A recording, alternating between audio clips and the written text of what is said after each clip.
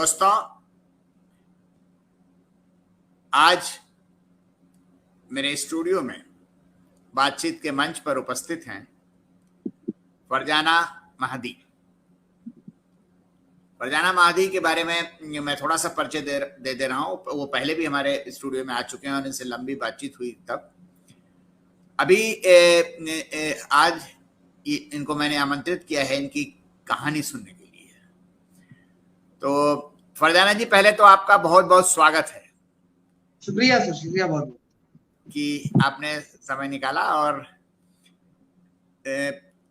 आज अच्छी कहानी लोगों को सुनने को मिलेगी, क्योंकि मैंने इधर की कुछ कहानियां आपकी पढ़ी हैं, तो बहुत शानदार कहानियां आप लिख रहे हैं आजकल।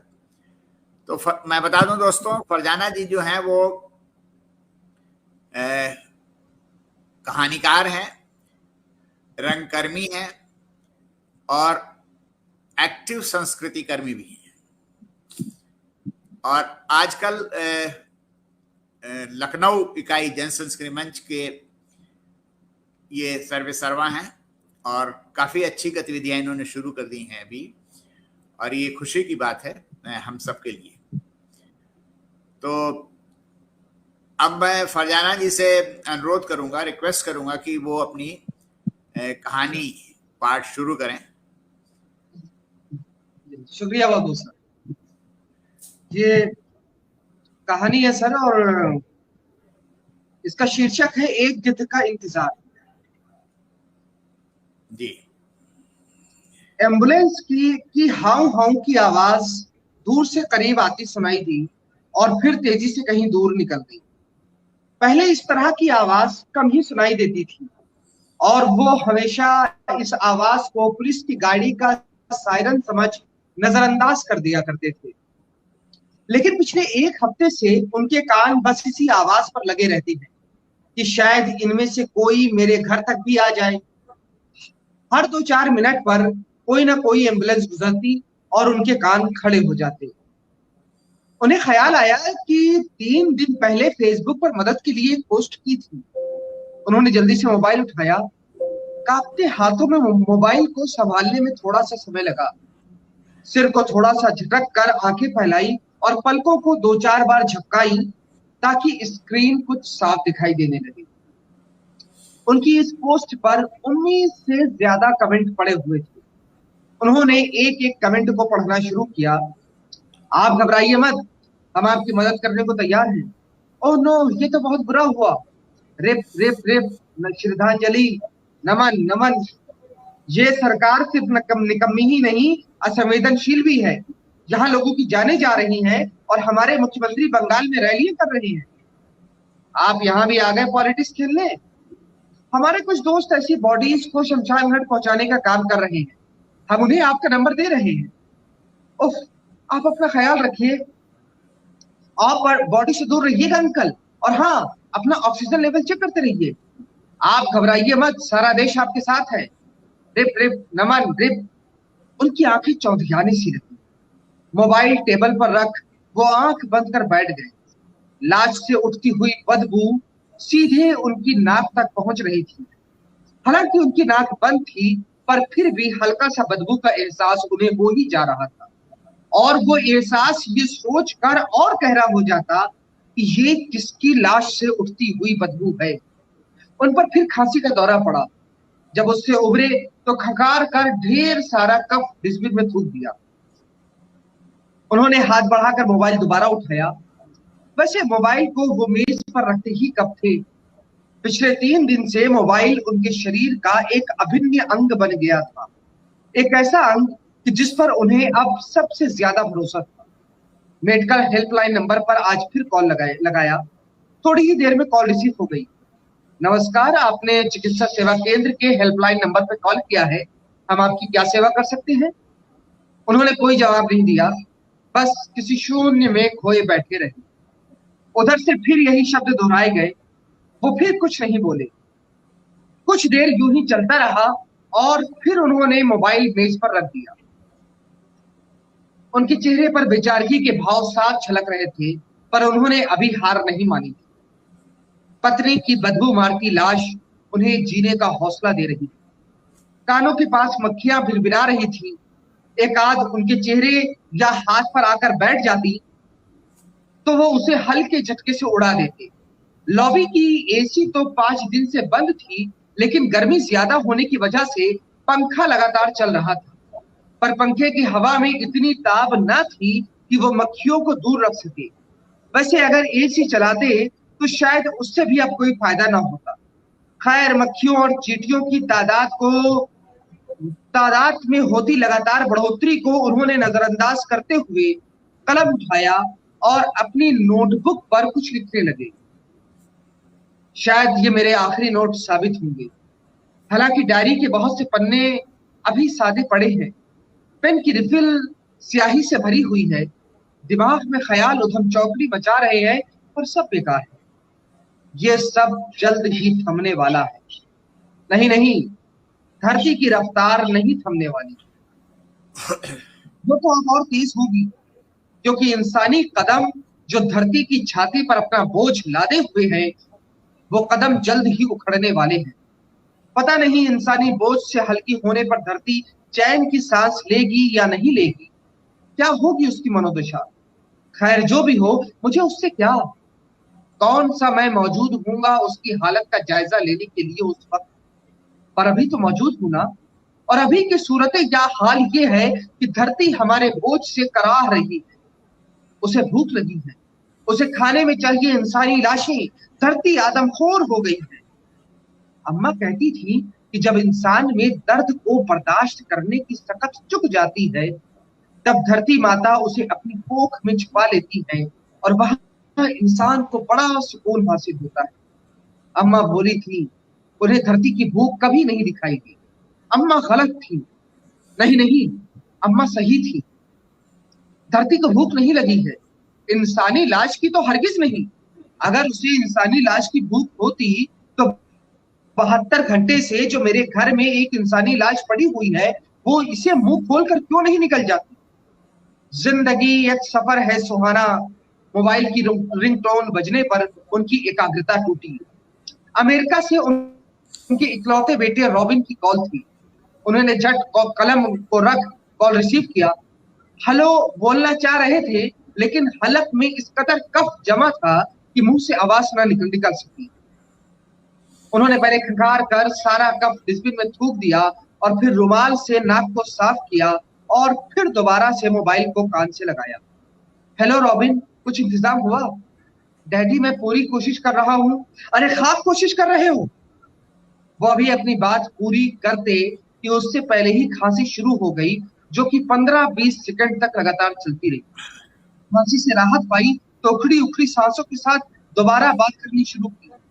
बेटे, अब तो लगता है कि मैं भी कुछ देर का ही मेहमान हूँ। ऐसी बात मत कहिए डैडी, तुम्हारी माँ की लाश से अब बदबू आने लगी है। रूम का एसी तो चल रहा है ना?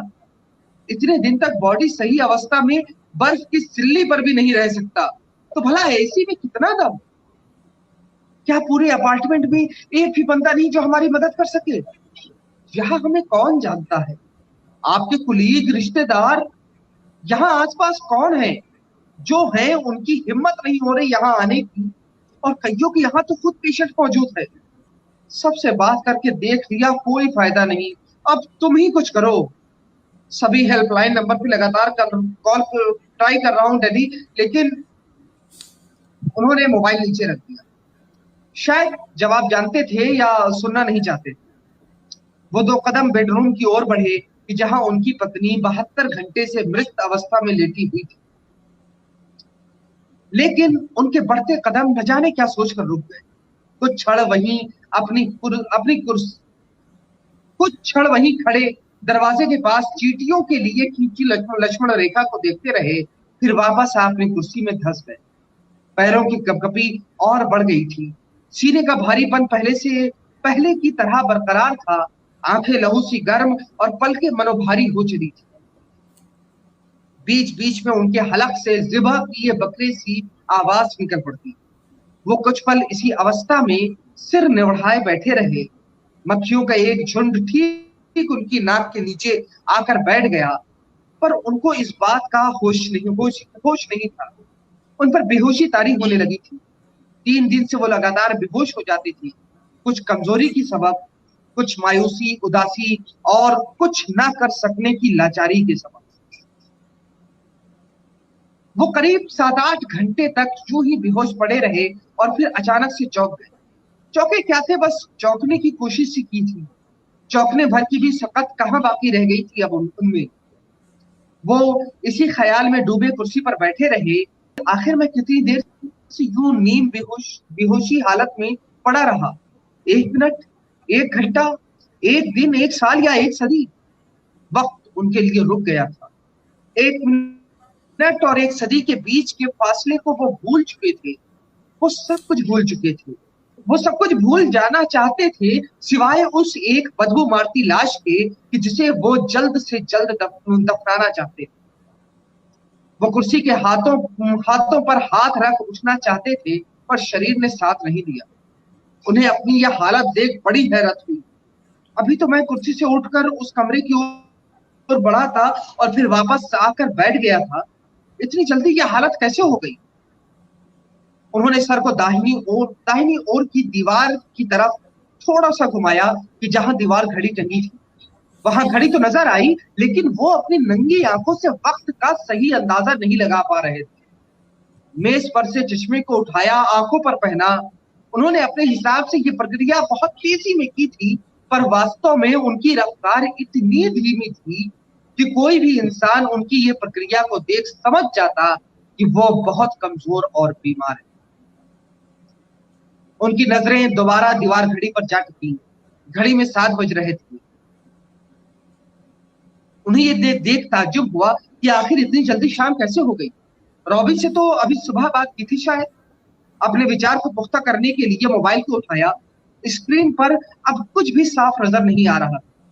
काफी मशक्कत करने के बाद मशक्कत करने पर बस इतना ही देख सके कि रॉबिन की 158 मिस्ड कॉल पड़ी हुई है। बहुत कोशिश करने पर भी वो ये नहीं समझ सके कि आखिर रॉबिन से आखिरी बात कितने बजे हुई थी या और किन किन लोगों की मिस्ड कॉल पड़ी हुई है। शरीर उनका साथ छोड़े जा रहा था, पर दिमाग अभी भी काफी दुरुस्त था। वो ये बात तो समझ ही गए थे कि वो काफी देर से इसी कुर्सी पर पड़े हुए थे, पर कितनी देर से इस बात का वो सही अंदाजा नहीं लगा पा रहे थे। उन पर अचानक से खौफ तारी होने लगा। इस बात से नहीं कि वो इतनी देर तक कुर्सी पर पड़े रहे, बल्कि इस बात से कि वो कितनी देर तक सोते रहे। इस बात का उन्हें कोई अंदाजा ही नहीं है। नींद तो छोटी हो या बड़ी, आंख खुलते ही अंदाजा हो जाता है, पर इस बार ऐसा कुछ भी नहीं हुआ। क्या ये मौत से पहले वाली नींद? उनका खौफ और गहरा हो गया था। खौफ मौत के आने का नहीं, मरने की बात का दृश्य था। इन सब के बीच वो कुछ क्षण के लिए अपनी पत्नी को भूल जाते, लेकिन समय के साथ तेज होती बदबू उन्हें कुछ भी भूलने नहीं दे रही थी। उनकी अलमारी में कई ब्रांड के परफ्यूम रखे हुए थे, पर शायद ये बात उन्हें अब याद नहीं रह गई। हालांकि कल तक वो कई परफ्यूम की शीशी का इस्तेमाल कर चुके थे। वो कुछ देर यूं ही सिर झुकाए बैठे रहे। वो उस वक्त बहुत कम चीजें सोच पा रहे थे, और वो भी बहुत धीमी रफ्तार में। बीमारी, मौत, बदबू, वसीयत, उनके दिमाग में मानो किसी ने करंट का झटका दे दिया हो। उन्हें अपनी वसीयत का ख्याल आया कि जिसे अभी तक लिखा ही नहीं था। क्यों नहीं लिखा था? शायद अभी अपनी मौत की उम्मीद नहीं थी, लेकिन इस समय उन्हें सबसे ज्यादा जरूरी काम वसीयत लिखना लग रहा था। अपने कपकपाते हाथों से कलम उठाया और डायरी के खुले पन्ने पर लिखने की कोशिश करने लगे।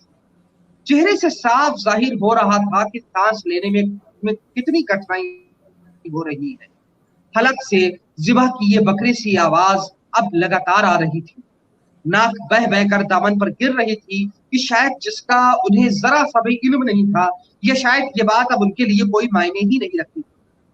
वो अपने कांपते हाथों से डायरी के पन्नों पर बड़ी मुश्किल से बस वसीयतनामा लिख सके। इसके आगे कुछ भी लिखने की उनमें सकत बाकी नहीं थी, लेकिन अपने दिमाग में वो वसीयत लिखते जा रहे थे। मैं सूर्य प्रताप सिंह अपने बेटे रॉबिन सिंह को वसीयत करता हूं कि वो अपने घर में गिद्धों को पाले, हर एक फर्द पर कम से कम 2 गिद्ध कहीं से भी लाए, पर गिद्ध लाए और उनको पाले। गिद्ध के होने से लाशें बदबू नहीं करती। हमारे घर में गिद्ध की जरूरत है। गिद्ध गिद्ध गिद्ध। उनका सर भारी होने लगा, पलकें बंद होने लगी। गर्दन में अब इतनी ताकत नहीं बची थी कि वो उनके भारी होते सर का बोझ और उठा सके। उनकी गर्दन डायरी पर ढुनक गई। वसीयतनामा के नीचे कोरे कागज पर अब उनका सर पड़ा हुआ। जिस वक्त आंख खुली, धूप खिड़की से होते हुए ठीक उनके चेहरे पर पड़ रही थी। पूरे कमरे में रोशनी फैली हुई थी, लेकिन फिर भी काफी देर तक उनकी आंखों के सामने अंधेरा छाया रहा। करीब 2 मिनट बाद उन्हें कुछ चीजें धुंधली सी दिखाई देने लगी। तब सर उठाया। उनका पूरा मुंह गाल और नाक से सधा हुआ था, पर इस बात का उन्हें जरा सा भी अंदाजा नहीं था। उठते ही उन्हें फिर तेज बदबू का सामना करना पड़ा।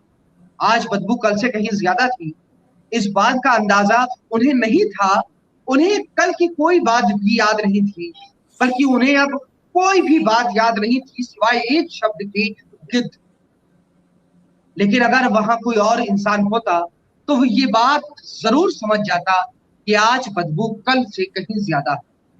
उन्हें अचानक मतिभ्रम हुआ कि किसी ने उनके घर में कोई बदबूदार चीज छोड़ दी है, जिसकी वजह से उनके साफ सुथरे घर में मक्खियों और चींटियों ने डेरा जमा दिया है और उनकी बीवी आराम से अपने कमरे में लेटी सो रही। उन्हें अपनी पत्नी की इस व्यवहार से बड़ी कोफ्त हुई। उन्होंने अपनी पत्नी को एक भद्दी सी गाली बकी कि जो 45 सालों में कभी नहीं बकी थी। वो अपनी पूरी ताकत का सहारा लेकर उठे और अपनी पत्नी की कमरे की तरफ बढ़ चले। उनके पैर उनके काबू में नहीं थे। वो हर कदम पर लड़खड़ाते, पर किसी तरह खुद को संभाल लेते थे। कमरा 4 कदम की दूरी पर ही था, पर फिर भी वहां तक पहुंचने में उन्हें कम से कम 2 मिनट तो लग ही गए। कमरे का दरवाजा खोलते ही ढेर सारे सड़े हुए गोश्त और पखाने की सी बदबू का एक तेज फव्वारा उनकी नाक से टकराया और उनके दिमाग में घर कर गया। उनका पूरा वजूद इस बदबू से भर गया। हालांकि इस बात का उन्हें बिल्कुल भी अंदाजा नहीं हो पाया कि यहाँ कितनी बदबू है। अब उन्हें कुछ भी सूंघने की सकत खत्म हो चुकी थी। इस बेपनाह बदबू या शायद बढ़ती कमजोरी की वजह से उनका सर इतना भारी हो गया कि अब एक पल भी उनसे खड़े होते नहीं बना और वो वहीं फर्श पर बहराकर मुंह के बल गिर पड़े। काफी देर यूं ही पड़े रहने के बाद जब हवास कुछ दुरुस्त हुए, तब उन्होंने गौर किया कि यहाँ बाहर से कहीं ज्यादा फर्श चींटियों से पटा पड़ा है। हवा में मक्खियां भिनभिना रही हैं और काफी चींटियां उनके जिस्म पर भी रेंग रही हैं। कुछ चींटियां उनके कान में भी घुस गई थी, लेकिन इस बात का शायद उन्हें अंदाजा नहीं हो पाया था, इसीलिए उन्होंने चींटियों के इस दुस्साहस पर कोई प्रतिक्रिया नहीं की।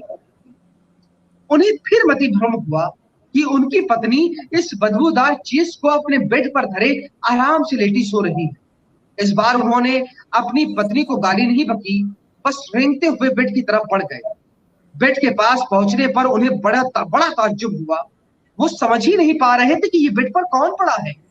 उनकी पत्नी तो हरगिज नहीं, वो इतनी मोटी कभी थी ही नहीं, फिर कौन? उन्होंने गौर से लाश को पहचानने की कोशिश करनी शुरू की। मानो किसी ने इंसानी खाल में हवा भरकर रख दिया हो। खाल जगह जगह से फट चली थी, खास तौर पर पेट की खाल। काली पड़ी खाल के अंदर की सफेद चर्बी बाहर आने को बेताब सी लग रही थी। नाखूनों ने खाल छोड़ दिया था और नाखूनों के नीचे चींटियों ने अपना बसेरा बना लिया था। उन्होंने देखा कि एक चींटा लाश की नाभि से बाहर निकला और फिर झट नाभि में डुबकी लगा गुम हो गया। दाहिना हाथ किसी कुंदे की तरह हवा में खड़ा हो गया था और हाथ की फटी खालों से कोई गाढ़ा तरल पदार्थ टप टप टपक रहा था। होंठ किसी चिंपैंजी की तरह मोटे हो ऊपर को मुड़ गए थे और दांत सारे साफ नजर आ रहे थे। बेहद मोटे और फैले नथनों को ढेर सारे चींटियों ने अपना बिल बना लिया था। कुछ चींटे आंखों को पोखर समझ चारों तरफ से घेरे थे और दीदे और पुतलियों में अपने डंक गड़ा गड़ा कर अपनी प्यास बुझा रहे थे। मक्खियों का एक बड़ा झुरमुट टांगों के बीच बह आए मल पर अपना आधिपत्य जमाए हुए था। इस दृश्य को देखते ही उन्हें एक चीज की उबकाई आई और उन्होंने ढेर सारी कै कि जिसमें सिर्फ पानी ही पानी था वहीं बिस्तर के किनारे पर कर दी और खुद जमीन पर लुढ़क गए। हवा में गश्त करता मक्खियों का झुंड तेजी से उनकी कै पर टूट पड़ा। लाश के आसपास रेंगती चींटियां भी उसकी ओर तेजी से बढ़ी, मानो वो सब करीब 4 दिन से एक ही स्वाद के भोजन से उकता गए हों। अब उन सब का मन अपने मुंह का जायका बदलने का कर रहा था। बाहर लॉबी में रखे मोबाइल की रिंग लगातार बज रही थी, पर उन्हें कुछ खबर नहीं। उनकी उखड़ी उखड़ी सांसें बड़ी मुश्किल से चल रही थी। सीना बार बार किसी पहाड़ सा उठता और फिर थम से गिर पड़ता। चेहरे से खौफ साफ जाहिर था। खौफ मौत का नहीं, वो मौत से कभी नहीं घबराए तो अब क्यों? खौफ मौत के बाद के दृश्य का। उन्हें फिर मति भ्रम हुआ कि ये उनकी पत्नी की ही शरारत है। उसने यहाँ इस लाश को लिटा दिया है और खुद किसी दूसरे कमरे में आराम से लेटी सो रही है। वो तेजी से उठकर उस कमरे की तरफ जाना चाहती थी कि जहां उनके ख्याल में उनकी पत्नी लेटी सो रही थी। अपनी पूरी ताकत से बगल में रखे खाली ऑक्सीजन सिलेंडर का सहारा ले उठने की कोशिश की, पर शरीर ने साथ नहीं दिया। इस जद्दोजहद में उनकी सांस और उखड़ गई। सांस लेना अब और मुहाल हो गया था। हाथ अभी भी हिलडुल रहे थे, पर पैर बिल्कुल बेजान हो चले थे। अब उनके पास 2 ही रास्ते रह गए थे, या वो पूरी इज्जत के साथ मौत का स्वागत करे या पूरी हिम्मत के साथ अभी उससे और लड़े। वो दिल से मौत का स्वागत करना चाहते थे, पर लड़ना उनकी मजबूरी थी, क्योंकि उनके हिसाब से उनकी पत्नी दूसरे कमरे में लेटी सो रही थी और अगर वो यहाँ मर गए तो इसकी खबर उनकी पत्नी को कभी नहीं होगी और वह अपनी आरजू कभी पूरी न कर सकेंगे। उनकी आरजू थी कि उनका दम उनकी पत्नी की गोद में निकले। मोबाइल की रिंग नॉन स्टॉप बजे जा रही थी। बड़ी जद्दोजहद के बाद वो बाएं करवट लेने में सफल हो गए, पर इस करवट लेने भर से उन्होंने अपनी सारी ऊर्जा खर्च कर दी थी। उनकी आंखों के सामने अंधेरा छाने लगा था। वो बड़ी कोशिश कर रहे थे कि उनकी पलकें खुली रहें, पर नाकाम। वो नींद बेहोशी की हालत में थे कि उन्हें एक दृश्य दिखाई पड़ा कि वो किसी ऊंची चट्टान पर खड़े हुए हैं और उनसे कुछ दूरी पर एक गिद्ध बैठा हुआ है। वो गिद्ध की तरफ तेजी से बढ़ते हैं। गिद्ध उन्हें देखकर हंसता है और वो भी आगे आगे दौड़ने लगता है। गिद्ध को दौड़ता देख वो भी अपनी रफ्तार तेज कर लेते हैं। वो कभी गिद्ध के बिल्कुल नजदीक पहुंच जाते तो कभी मीलों पीछे रह जाते। ये रेस तब तक चलती रही कि जब तक वो उस चट्टान के किनारे पर नहीं पहुंच गए। गिद्ध हवा में अपने परों को फैलाए उनकी ओर मुंह किए किसी मंजे हुए खिलाड़ी सा खड़ा था। वो गिद्ध को लुभाने के लिए तरह तरह के करतब करने लगे, तरह तरह की आवाज निकालते। गिद्ध उनकी यह हरकत देखकर ठहाके लगाता, हंसी से लोट-पोट हो जाता। जब वो किसी सूरत गिद्ध को नहीं लुभा सके तो रुक गए। गिद्ध ने भी हंसना बंद कर दिया। कुछ देर दोनों एक दूसरे को बस घूरते रहे, लेकिन दूसरे ही क्षण उनके दाहिने हाथ में एक तेज धार का बड़ा सा चाकू था। उन्होंने उस चाकू से अपना बायां हाथ काट डाला, फिर कटे हुए हाथ को उठाकर गिद्ध के सामने लहराते उछालते रहे, लेकिन गिद्ध पर इसका कोई असर नहीं हुआ। वो बिल्कुल शांत गंभीर अवस्था में हवा में टंगा उनकी हरकत को देखे जा रहा था। ये सिलसिला काफी देर तक चलता रहा और जब उन्होंने देखा कि उनकी इस कुर्बानी का भी गिद्ध पर कोई असर नहीं हुआ तो उनके दाहिने हाथ से कटा हुआ बायां हाथ छूटकर नीचे गिर गया। निराशा से उनके कांधे लटक गए और सर नीचे को झुक गया। अब गिद्ध ने अपने परों को फड़फड़ाना शुरू किया और तेजी से उनकी तरफ उड़ने लगा। इससे पहले कि वो अपना सर ठीक से ऊपर उठाते कि तेजी से आते गिद्ध ने अपनी चोंच उनके माथे पर धंसा दी। एक झटके से उनकी आंख खुल गई, सिर्फ पलकें हिली, पूरा शरीर अभी भी स्थिर पड़ा था। दरवाजे पर जोरों की ठक ठक हो रही थी, डोर बेल लगातार बजी जा रही थी, मोबाइल की रिंग नॉन स्टॉप बजे जा रही थी। उन्होंने सोचा कि आखिर दरवाजे पर कौन हो सकता है। उनके दिमाग में सिर्फ एक ही शब्द गूंजा, गिद्ध। उनके चेहरे पर हल्की सी सुकून बख्श मुस्कुराहट फैल गई। उनकी हथेलियां यूं फैली मानो वो पूरे सम्मान के साथ मौत का स्वागत करने के लिए अब तैयार हो, या शायद गिद्ध का। शुक्रिया। वाह वाह यार, है बहुत अच्छे तरीके से आपने बुनी है इस कहानी को, और इस कहानी का जो मैसेज है वो काफी दूर तक जाता है और इंसान की बेबसी को भी बहुत अच्छी तरह से ये दर्शाता है। ये कहीं प्रकाशित नहीं, अभी ये हुई है? प्रकाशित नहीं हुई है। अच्छा अच्छा, नहीं, अभी प्रकाशित नहीं हुई है ये कहीं। अच्छा अच्छा, चलिए फिर इसी के साथ हम आपसे विदा लेते हैं और आपका एक बार फिर से शुक्रिया अदा करते हैं। आपका बहुत बहुत धन्यवाद कि आज हमारे मन से आपने एक बहुत अच्छी कहानी पढ़ी। धन्यवाद और नमस्कार।